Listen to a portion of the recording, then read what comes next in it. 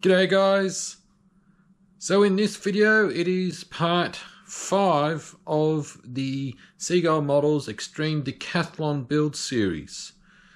So in the last video went about finishing up with the electronics and with installing the control horns on the control surfaces of the wings.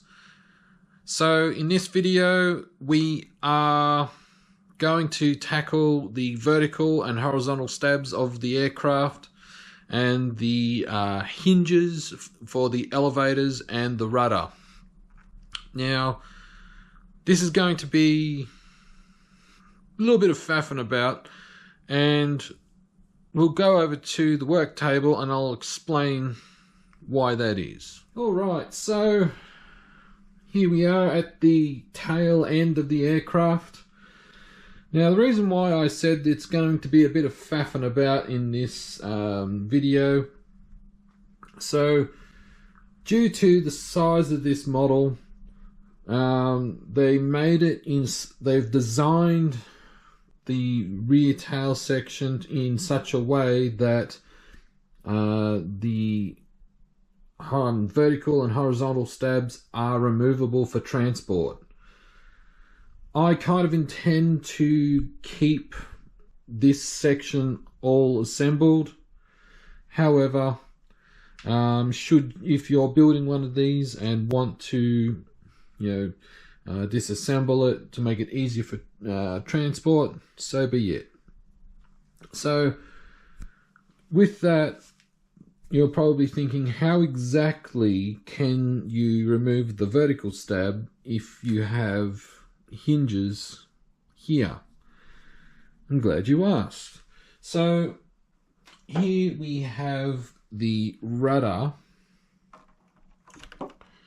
and if we go down here, you'll see this little section here. So this little section, I'm going to try and do this one-handed. This little section comes out. So this here goes right there. And as you can see, there is a hole there for a screw. So that will go there. So if you want to take the vertical stab off, you undo the screw there. And then there is a screw there, like a screw hole there, which means here we have the vertical stab and there's a hole there. So that's the whole idea. And then obviously you have these holes here, because as you can see they are threaded, and so you can take it on and off if you need to for transport. So in this video what we're going to do is basically get started with the tail section. And so that will involve gluing the hinges and gluing the control horns for the control surfaces and making up the linkages for the servos. The other part of that is working out how to get the rear navigation light through the fuselage. Now you're probably wondering, well, what's so difficult about that? So with this, so here we have, so here's the rudder. So what they've done is they've put a string, got some string here. You connect the connector section of the navigation light and you pull it through that way and it goes through. And this is where it's going to get a bit frustrating. So while you can connect and disconnect the vertical stab, the only problem is if you want to do that regularly, you'll need to not have the rear tail light in, or you need to make a connector up. So the problem is that's the hole, that hole right there is where the wire comes through for the light and goes through there and down the fuselage. Now the problem is, if I want to, I'm not going to have this removable, it's going to be permanent. However, you would need to make a connector so you can plug it in, and then, you know, so forth. I'm not going to do that, guys. So for me, the vertical stab and the rudder are going to be permanent, and pretty much the same with the elevator and horizontal stab. The other issue is, if we have a look over here now, where's that light? There it is. I keep misplacing the light. So as you can see here, we have the tube where the elevator and rudder servo leads come through. It is going to be a monumental pain in the butt trying to get the light power lead through that.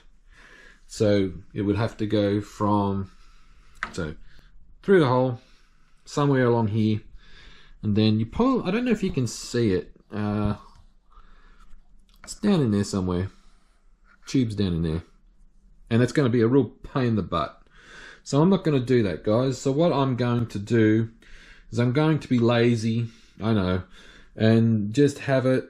It'll be with a bit of string, and I'll connect it, have a long piece of string so I can then pull it all the way through along the bottom here, and then it will go through there, connect to that, and then connect onto the lighting module. Like I said, it's going to be a fair bit of faffing about in this video, but I'm going to be doing it off camera. So what we're going to do first is get the vertical and horizontal stabs kind of permanently put on, and that way we can tackle the hinges for the rudder and elevators. Alright, so with this part coming up, I have I've got the rudder here. Over there I've got the elevators. So first of all, what I'm done here is I have attached the horizontal stabs and put the vertical stab on. Now, I know some of you are probably thinking, hang on a sec, you got to do the hinges. Yes, you are correct. But one of the things I like to do is to test fit things, especially if you have to test fit hinges and so forth. Now, one of the things, as I mentioned earlier, both the vertical and horizontal stabs are removable if you wish to do that for transport, and the bottom part of the rudder has this little section here. So as you can see, I've got the bolt nut through it. It's just put on lightly. The reason why we're doing this is to make sure that the hinges all line up properly when you put the rest of the hinges with the rest of the hinges here. Now with this, the instruction manual says to take off a certain amount, so you have about 20 millimeters. So I've got some digital calipers here, and so it basically recommends about 20 millimeters from the hinge. So if I can just get out of the light, so from the hinge there, and put it there, so approximately to the hinge. So that's how much you need. So that bit there goes in there. So you do a test fit and you put it all the way in, and how you want it is where you see the I'm trying to keep it so it's not going blurry, but where you got the hinge there, you want it to be level with the point here. So this point here, because that's obviously the pivot point on the control surface, you want the hinge to be in line with that, which it is. Where did the other one go? And that one goes in there. Excuse me, a bit of hair. Alright, so as you can see, those are lined up. Now, one of the other things, obviously I will be putting the light through here, so don't panic, I haven't got that far yet. So what we're going to do is get this and get everything all lined up. Oh, sorry guys, just trying to do this with two hands and holding the camera.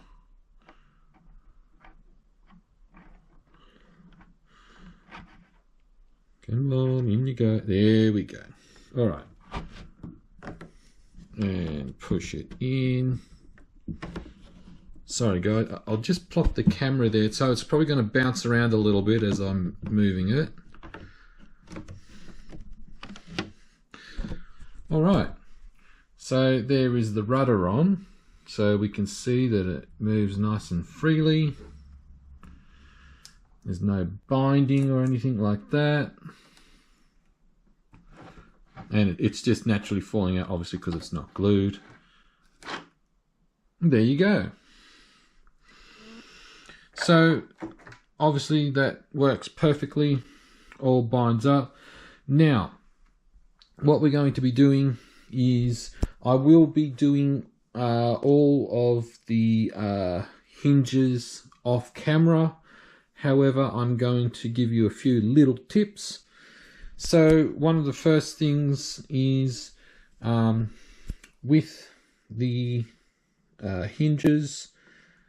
Reason how I'm going to go about doing it is I'm going to do one half of the hinges first, epoxy them, let them dry, and then let them and then pull them out, redo the other side, and then that's, you know, it's done.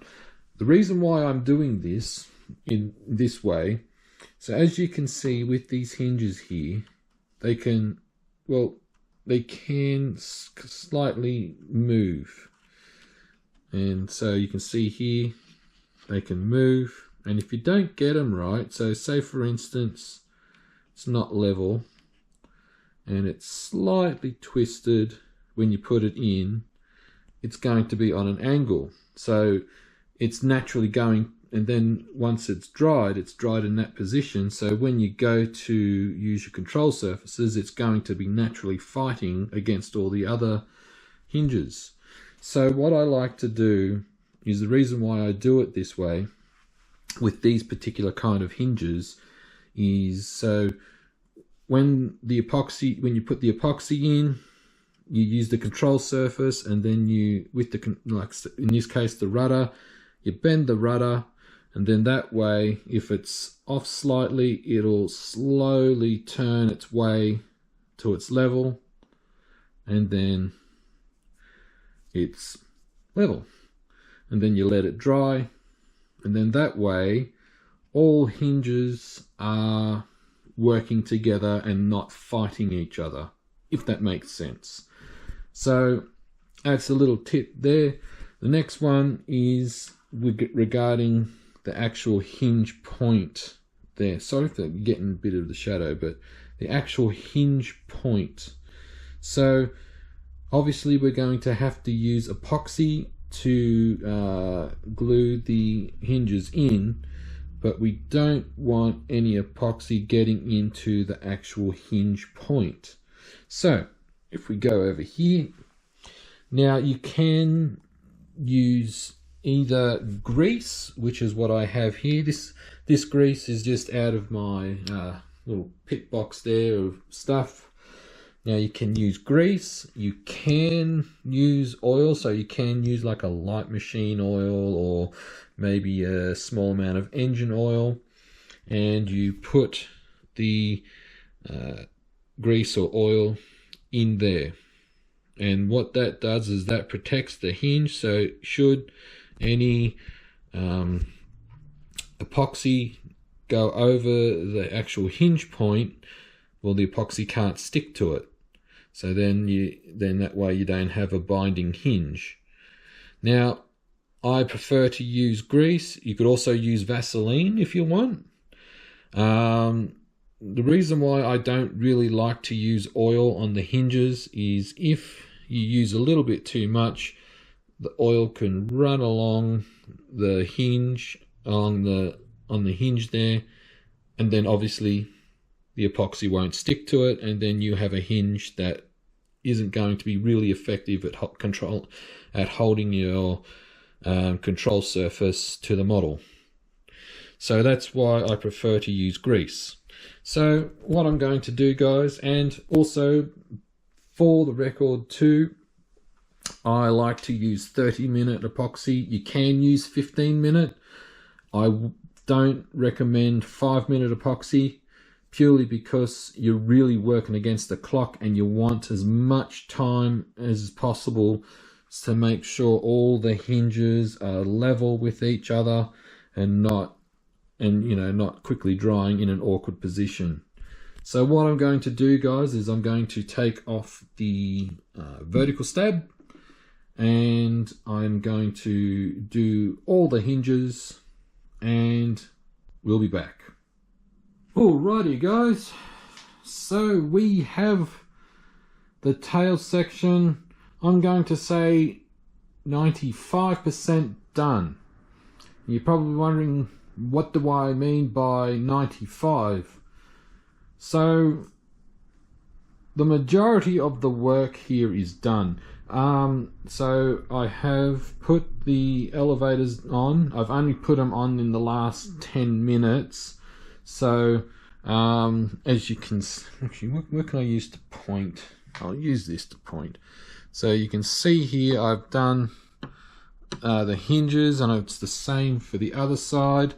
And as you can see how it's slightly green looking, that is the grease. That grease there is protecting the actual joint section of the hinge from the epoxy. So what I've done is I did the same with the vertical stab and rudder, is I put the hinges in first and then put the control surface on and then bent it down and then slowly took it off so it would dry. I cleaned up the joints and then re-greased them and then put the epoxy on the control surface and then put it on. So I did that with the rudder as well, and the rudder also is connected to the steering wheel. As you can see, as I move this, the steering wheel moves. It's not meant to be perfect, it's spring loaded, so really the thrust of the aircraft is what's going to be steering it both on the ground and in the air. Well, obviously in the air, but the thrust on the ground and is going to steer it, and then the tail wheel will just follow. So I've also put the rear navigation light in, and holy crap, that was a lot of faffing about to get that through the fuselage. So as I mentioned earlier, I wasn't going to put it through that tube, and I'm glad I didn't, because if you just see there's the wire going in. So it has to go in that way, and so it goes in through the rudder, goes there, and then goes through the fuselage. And I actually had to take the right horizontal stab off so I could fish the wire out with the far cue and then slowly feed it down there, and then had to get it and pull it along, and it's hooked down, it's all looped up down there, and it is now connected. And I tell you, there was a lot of profanity coming out of my mouth trying to get that done. So as far as I'm concerned, the vertical stab, regardless of whether or not it can be removed, it is staying permanent, because I am not doing that again. So that is done. So the next part to be done, so what I'm going to do, guys, is really that when it comes to the build of this model, there's not really a lot left to do. So what's left to do with this model is to do the rigging for the vertical and horizontal stabs. So as you can see here, we've got holes in the vertical stab, we've got holes on the horizontal stab, and you got to put like rigging in there. The rigging is removable, obviously, if these are removable. However, it's going to be permanent, so that's going to be like that. So, and then I have to do the control horns and linkages. So I've put the control horns on the control surfaces, which was pretty easy.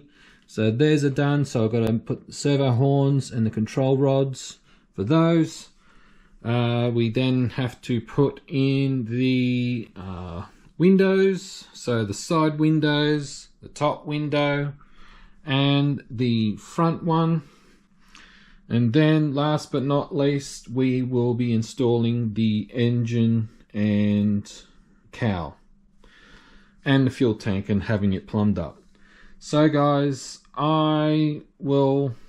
I'm going to do is I'm going to end this video here, and I'm going to finish off the tail section off camera, and in the next video we will be tackling the engine and fuel tank install and final assembly.